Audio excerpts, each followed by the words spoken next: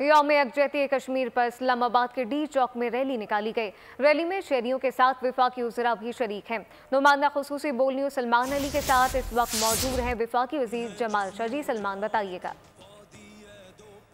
पर भारत के तसल्लुत को 76 बरस मुकम्मल हो चुके हैं। 76 बरस से कश्मीरी अवाम भारत का जुल्म, जबर और तशद्दुद सह रहे हैं, लेकिन कश्मीरी अवाम ने अपने हक़ खुद इरादियत पर कोई समझौता नहीं किया।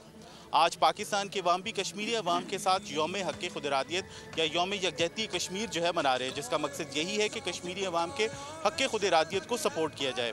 इस वक्त हमारे साथ मौजूद हैं वफाकी वज़ीर जमाल शाह, जो कि आज यौम यकजहती के मौके पर कश्मीरी अवाम के साथ इज़हार यकजहती करने के लिए इस्लामाबाद के डी चौक पे मौजूद हैं।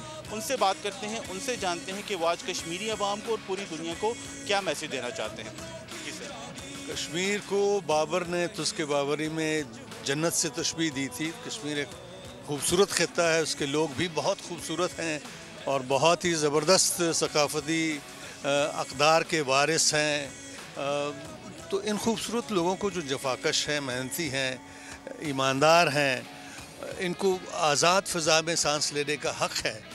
इस वक्त 7 दहाइयाँ तकरीबन गुज़र चुकी हैं और आजकल दुनिया की 2 क़ुव्वतें या ममालिक ऐसी हैं कि जिनके सरबराह जो हैं कसाब हैं, एक मोदी और एक नेतन्याहू। मोदी के चंगल से कश्मीर को आज़ादी दिलाना बहुत ही ज़रूरी। सब्सक्राइब करें और बेल दबाएं ताकि कोई खबर रह न जाए।